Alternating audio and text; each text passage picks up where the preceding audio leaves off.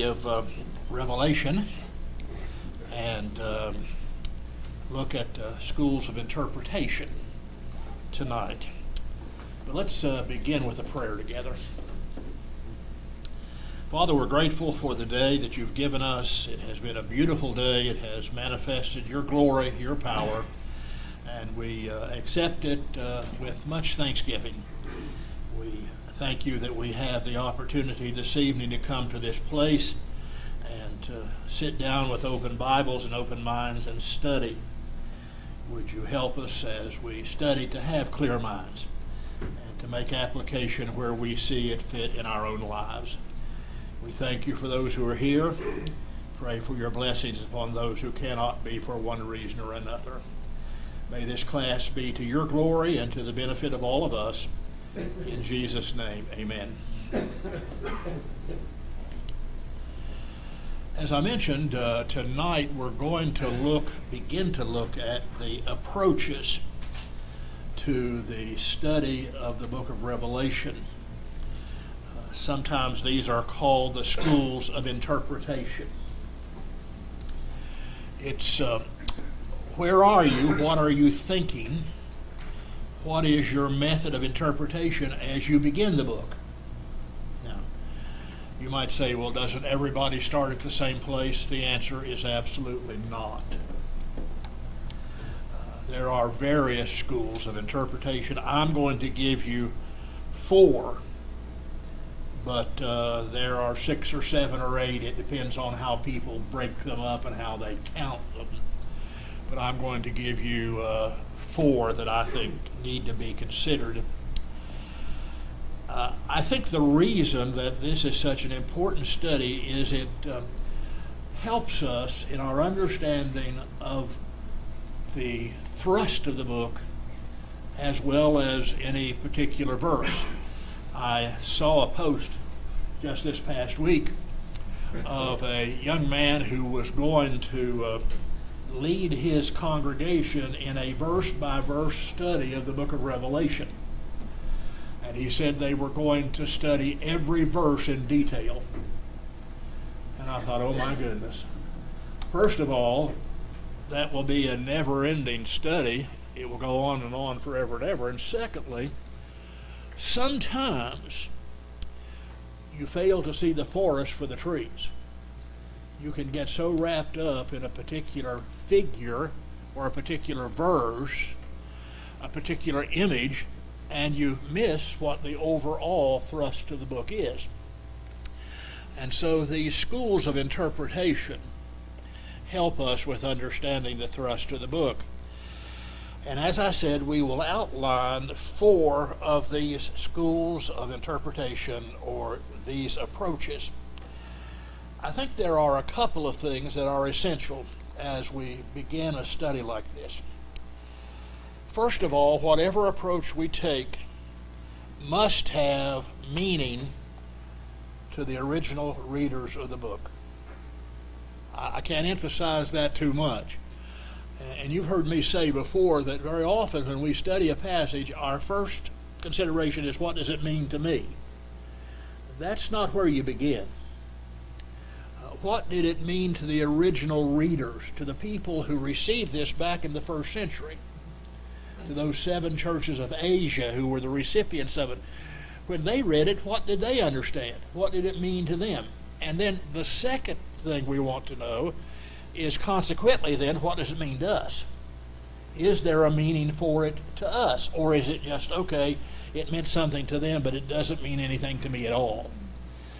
I believe we must have an approach that answers both of those questions. What did it mean to the original readers, and what does it mean to me? And so any school of interpretation must follow those 2 different criteria. So having said that, let's begin to look at different schools of interpretation. The first one is called the preterist view. Have you heard of the preterist view? Are you familiar with it at all? Well, preterist is a Latin word that means beyond or past. The preterist view for the book of Revelation says that most of it, if not all of it, has been fulfilled, has already happened in the early centuries of the church. So as far as preterists are concerned, there is no real application for us. They would not say that the last few chapters have anything to do with judgment and heaven or hell, which I happen to believe that they have something to do with. And preterists would also argue that it was written prior to AD 70. Do you remember what really big event happened in AD 70? The destruction of Jerusalem. And so a true preterist says it all happened prior to AD 70. It has all been fulfilled, and there is nothing to be fulfilled now for us in the book of Revelation. Now, when I said I'm going to give you 4 schools of interpretation, but other people will give you more, one of the reasons is right here. There are people who are true preterists, and they hold the early writing, and they hold that it has all been fulfilled. And then there are modified preterists who would tell you that most of it has been fulfilled, but there's a little bit at the end that hasn't been fulfilled. Many preterists, true preterists, believe that there is no second coming, that Jesus came in the destruction of Jerusalem. And there's a sense in which that's right. Let me try to clarify that. When we say the coming of God in judgment or the coming of the Lord, that's a term throughout the Bible that does not always mean the same thing. The situation determines what the coming is. Was the destruction of Jerusalem a coming of the Lord? Well, yes. Who did he come in judgment against? The Jewish nation. So it was a coming of the Lord. Was it the final coming of the Lord? The second coming of the Lord? I do not believe that it was. I believe that is still in the future. And so you have true preterists and you have modified preterists. But a true preterist says there is no future coming of the Lord to look forward to, which I think is very interesting. Just think about this. If true preterists are right, if they're correct, do you realize there is no time, there is no reason for us to observe the Lord's Supper at all? Now stop and think about that. How long were we to observe the Lord's Supper? Did Paul say in writing to the Corinthians? Till he comes. Well, if he's already come, then why are we observing it? As a matter of fact, I was present at a debate where 2 members of the church were debating this matter. And one of them was saying that it's the AD 70 doctrine that Jesus came at the destruction of Jerusalem, and the other was saying no. And so the brother who I believe was presenting the truth said, okay, when are we supposed to observe the Lord's Supper? And the true preterist kind of went, like, I'm not sure about that one. I'd have to think about that. Well, he's come up later. He came up later with an answer, supposed. But I've always thought that was just an interesting question. The fact that we observe the Lord's Supper indicates to me that the Lord has not come. Now, is there a strength to the preterist view? Well, yes, inasmuch as it is solidly rooted in the situation that existed in the first century. And I think that's important. Remember the 2 criteria that I gave you a moment ago? It has to have had meaning to the original readers, and it has to have meaning for us today. At least for the true preterist, Revelation has meaning, or had meaning, to the original readers. And they saw the day approaching. They saw the signs that would lead them to the destruction of Jerusalem. And they feel that everything happened then that was going to happen and Revelation was fulfilled. So at least it has that positive thing. Now I'm going to say that there are several weaknesses that preterists just have to deal with. And I don't want these to be overly technical. And I'll give them to you, and if you have a question and you don't understand it, please feel free to just interrupt and ask a question, and I'll do my best to clarify the matter. One of the problems of the preterist view is that it does not account for John's residence in Asia at such an early date, and for him to have had such a wide acquaintance among the churches there. Now, let's stop and see if we can understand that. Did the 7 churches of Asia obviously know Paul or John, and did John know them? Yes, I think that's clear. John knew the 7 churches, and he knew about them. He knew what was going on in them. Would you agree? I mean, he wrote praising them where they were praiseworthy and condemning them where they needed to be condemned. So, if it is true that all of us happened prior to AD 70, how do we get John in Asia? How do we get him so acquainted with the churches, and how do we get the churches so acquainted with him?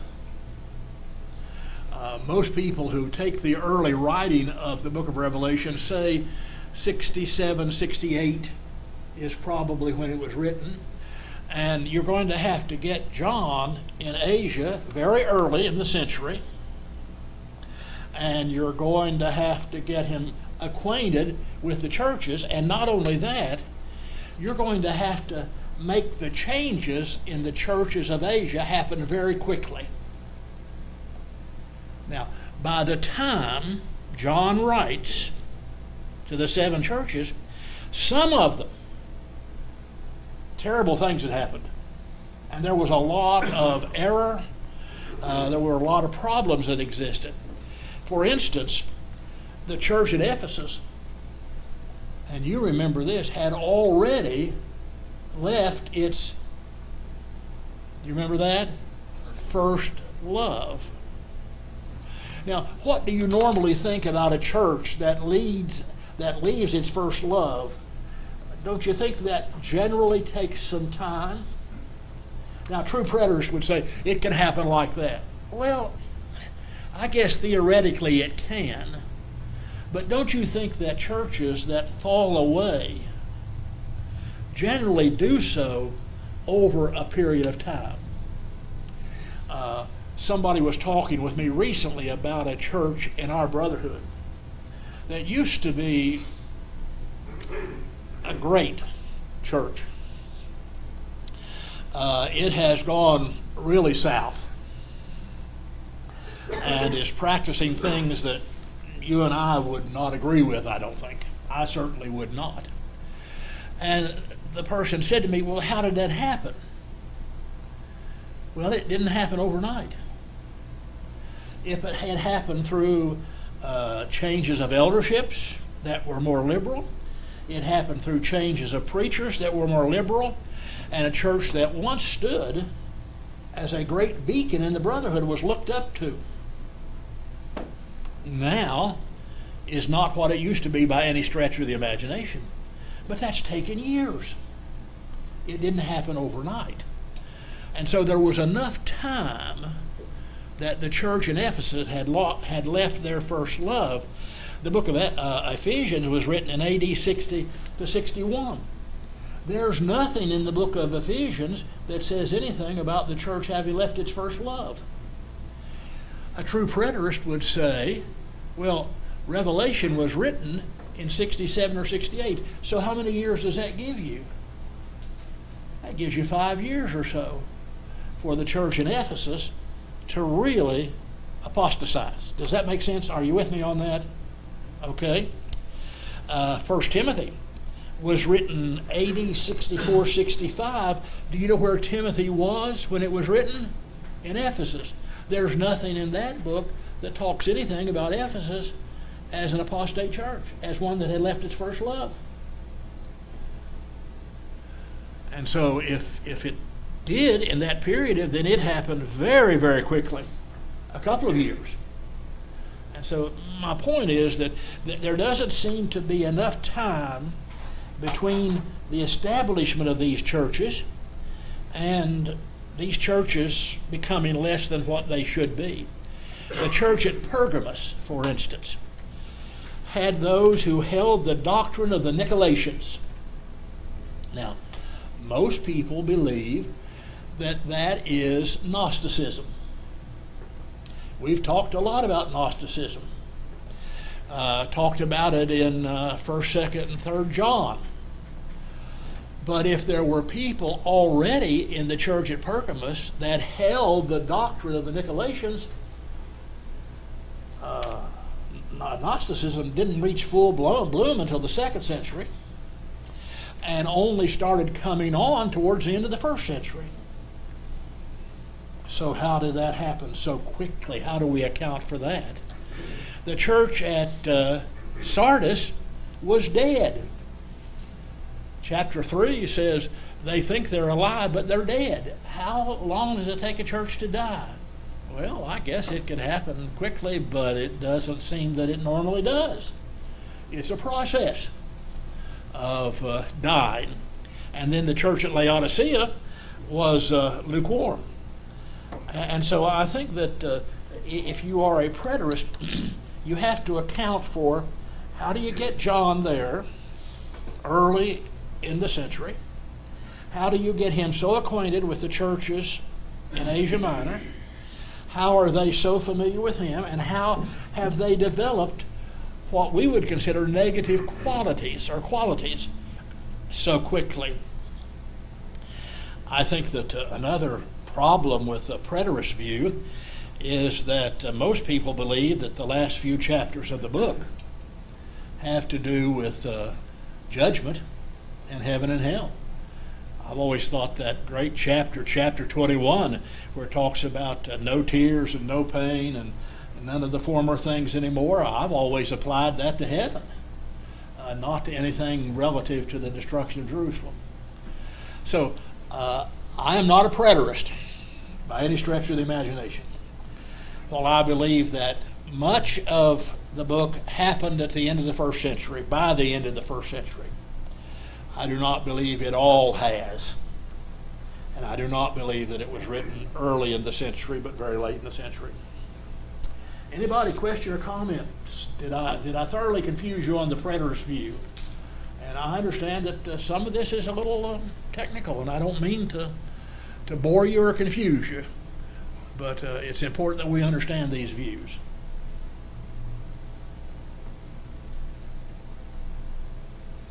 Well, I don't know if that's a good sign or a bad sign. The second viewpoint is called the continuous history view. This view holds that Revelation gives a detailed blueprint of history, especially of the church from the 1st century to the end of the world. As a matter of fact, if you listen to people on radio and television who talk about Revelation, most of them hold the continuous history view. Because they say, over here in this chapter you have this sign, and if you just look out, Russia's right there. That's Russia right there. That's the continuous history view. It has also been called the chronological view and the outline of history view. Until a few years ago, most Protestant commentaries held this view. If you have a commentary that was written by somebody other than a member of the church, and even, as I'm going to point out in a minute, some of those who were written by members of the church, but if you have one that was not written by a member of the church, it probably is going to be the continuous history view. The symbols in Revelation are interpreted as applying to Roman Catholicism. So instead of being the Roman Empire, that's the beast in in the book of Revelation. Those who hold the continuous history view would say it is the Roman Catholic Church. It's the development of the papacy. That's the beast. And they try to make it fit every part of history from the first century to the end. Any of you familiar with Albert Barnes' commentaries? If you go to our church library, there's a set of commentaries by Albert Barnes. Barnes was a good scholar. I don't take anything away from Barnes. He held this view. If you read his commentary on Revelation, he will tell you the continuous history view. The one that's surprising to many people is the commentary by John T. Hines on Revelation. Does anybody have the Gospel Advocate set of commentaries? The Revelation copy was written by John T. Hines. John T. Hines was involved with the Advocate in a number of ways. He was the editor for a long time, and he wrote the commentary on Revelation, and it is a continuous history view. I can remember when I was a student at Ohio Valley College back in 63, 4 probably was the year this happened. I was taking a course in Revelation to one of our professors at the school. And we finished it. He said, "We're going to go on a field trip next week." And I said, "Okay." He told us to meet, and there would be transportation, and we were going to go across the river to another congregation, and the preacher there was going to talk to us about Revelation. And I had not been taught the continuous history view of Revelation. We got there, went into the auditorium.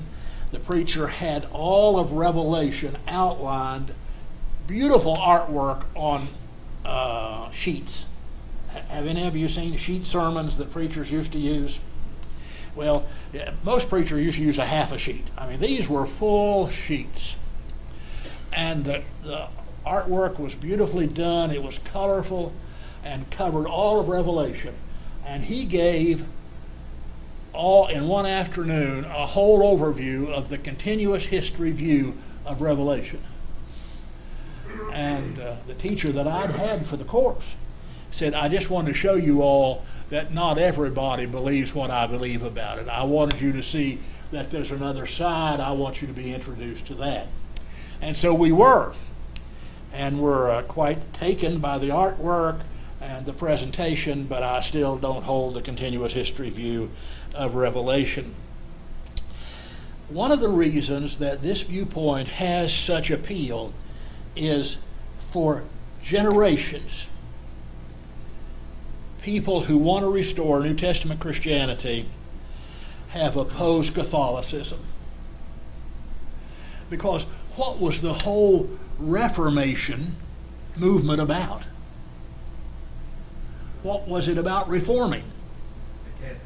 The Catholic Church. I mean, you talk about Martin Luther and those fellows. It was all, and they were associated, many of them, with the Catholic Church, and they said, "We need to straighten this church up. It's gone crazy."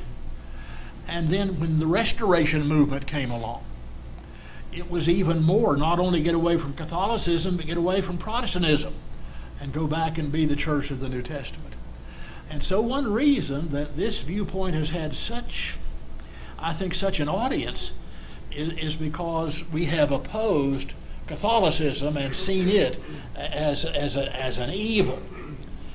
And so this view claims, you can find in Revelation the rise of the papacy. You can find all about people becoming followers of Muhammad. You can have the Reformation in there. All of that's in the book of Revelation. Now, I have an obvious question. What would that have meant to the original reader? We got this guy in one of these churches in Asia Minor, and it's the first century. And we're telling him that a few hundred years down the road, the Roman Catholic Church is going to rise to power. And then we're telling him, but hang on, in about 1600 years, we're going to have the Reformation. And this fellow who's sitting there reading this in the first century is going to say, oh, that really makes me feel better. I just really feel good about that. Do you see any possible encouragement that this view would have to the first readers? And I don't. And remember, if we're going to have any view of Revelation, we have to have one that allows the original readers to see something in it and allows us to see something in it. Let me give you some serious weaknesses of the continuous history view. How would it apply to the seven churches? It is very highly speculative and subjective. Somebody asked me just today, I had a doctor's appointment, and the lady said to me, what have you been doing today? And I said, well, I spent the first half of the day in my church office getting ready for my class tonight. She said, oh, what class is that? And I said, well, I teach a class at church on Wednesday night. She said, oh, what are you teaching? And I said, well, we're studying the book of Revelation. She said, oh. I said, yeah, it can be kind of scary sometimes. She said, yeah. But do you know that most people see it as highly speculative? They see a figure, and they've got to find something that figure refers to, because everything applies to history. So they've got to find a historical event that it applies to. Do you think they're all going to find the same historical event? No, they're not. And so it's going to be speculative and subjective. And it often tries to somehow figure out the time of Christ's second coming. And I've had people say, if you read Daniel and if you read Revelation, you will know when Jesus is coming back. And I think, oh, really? I don't believe that. As a matter of fact, what does Jesus himself say about it in Matthew 24:36? But of that day, an hour, knoweth no man, no, not the angels of heaven, but my Father only. So I think it's speculative to try to figure out from a book when Jesus is coming. As a matter of fact, Jesus would have read Daniel. If he couldn't figure it out from Daniel, who am I to think that I can? And I do not believe Revelation says that either. And here's one of the things that's interesting. If you hold the continuous history view of Revelation, what do you have to keep on doing every year, year after year? Updating. Because if the First World War was Armageddon, wait a minute, we survived that. So it's got to be the Second World War, and we survived that. And wait a minute, it's got to be Vietnam. Well, wait a minute, we went through that. It's got to be, and so you see what happens? If you hold this view, you constantly have to update your view. And as long as there is history, people will be redoing their view of Revelation. And by the way, this view only applies to the Western world, because all of the things that those who hold this view want it to apply to, they are matters relative to the Western world and not the Eastern world, which is just a tidbit thrown in. So do you understand what the continuous history view is of the book of Revelation? Everything from the first century to the end of the world is in there someplace. And you just got to find it. And if you can't find it, make it up. Make it fit somehow. Okay? Anybody? Questions, comments?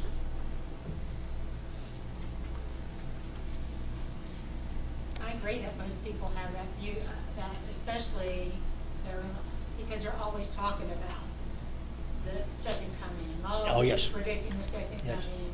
Yes. Oh, this is what this means. So, Yeah. you know. Yeah. If you watch preachers on television, if you listen to them on radio who are talking about Revelation, it is almost always a continuous history view. And that way you can get really dramatic with that. I mean, you can scare people to death with that. And the dragon arose, and the dragon is, don't you see it? And then it's like, oh, wow. It can get really crazy. Thirdly, the philosophy of history view. The philosophy of history view says that Revelation speaks symbolically. And it's really about the conflict between good and evil. And it doesn't deal primarily with a specific people or a specific event.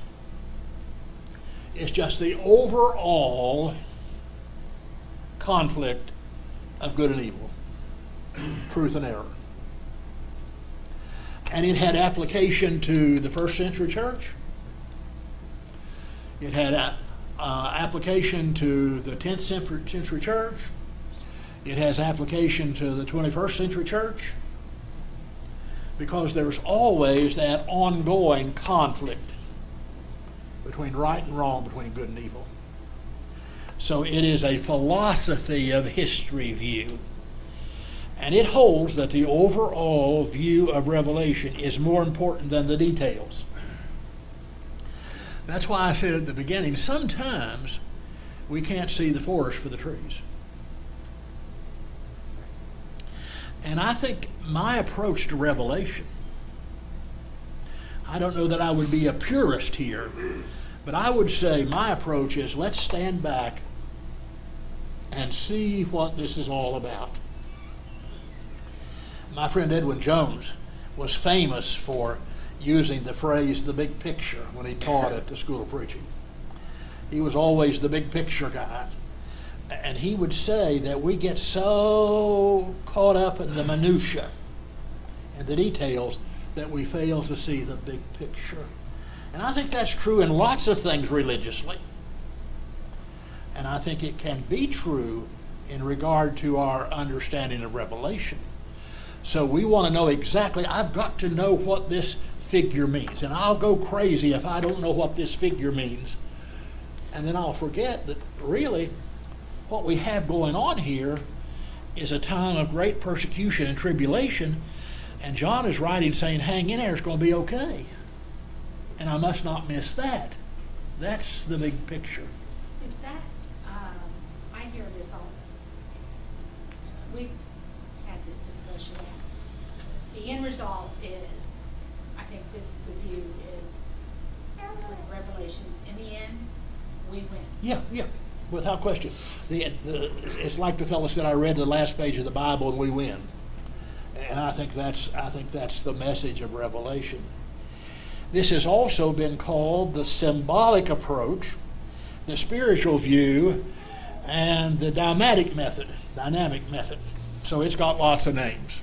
And that's again why I said that some people have a whole handful of these, and I've cut it down to 4 of them. I think this approach has some real strengths. First of all, I think it's the least dangerous of all the views. I think you can get in a ditch very quickly on those other views. If you are a true preterist, you're in trouble. Because you've got to make everything apply pre-70 AD. And that's a problem. You get over in the end chapters of Revelation and you're going to have fits. You hold the historical approach and you're in trouble, because you've got to constantly keep updating that thing as history changes, as world events change, as world leaders change. I think this is the least dangerous of all the views. I think it avoids speculation. I don't have to speculate about any particular figure or sign in the book at all. Speculation's taken out of the way with this viewpoint. It is very practical because it deals with timeless principles and not specific people and events. Has truth and evil not, or truth and error not always been at odds? Has right and wrong not always been at odds? How far do you have to go back? Start in Genesis. And you find the battle going on there with what God said and what Satan said about the tree of the fruit of knowledge of good and evil. That battle's been going on ever since. And so I think it takes speculation out of the way. It had a meaning for the first century people. It has a meaning for us today. And the meaning is, the Lord reigns. Be strong. His cause will triumph. Now, here's the weakness I see in it. It does not consider any spiritual, political, or historical background. Remember how I started the study of this. I said we've got to look at the setting. And I tried to talk about the historical background. What was going on in the world when this book was written? That doesn't matter if this view is absolutely correct and has no weaknesses at all in it. I've got time to give you one more and I'll be through. And you'll like this one. It's called the eclectic view. The eclectic view has been called the select wisely view. The eclectic view is that there are parts of every view that should be considered. Each has its own strengths and weaknesses. And so the eclectic people would say, okay, we're not purists as far as preterists are concerned, but we do believe that it mostly was fulfilled by the end of the first century. We're not really historical view people, but we do see an unfolding of history in there in some places.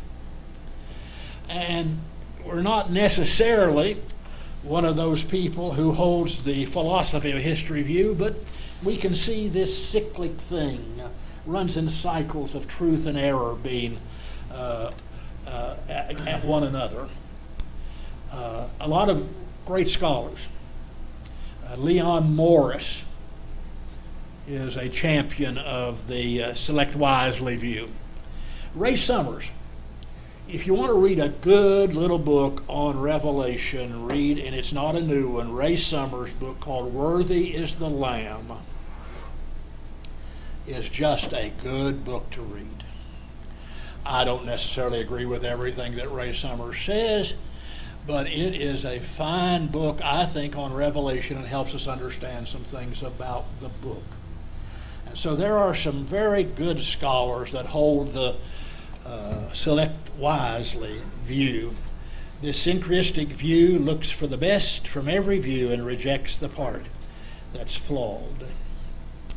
Okay, let me wrap it up here with this last slide. It's time for people to come in. Some have labeled it the historical background view or the historical prophetic view.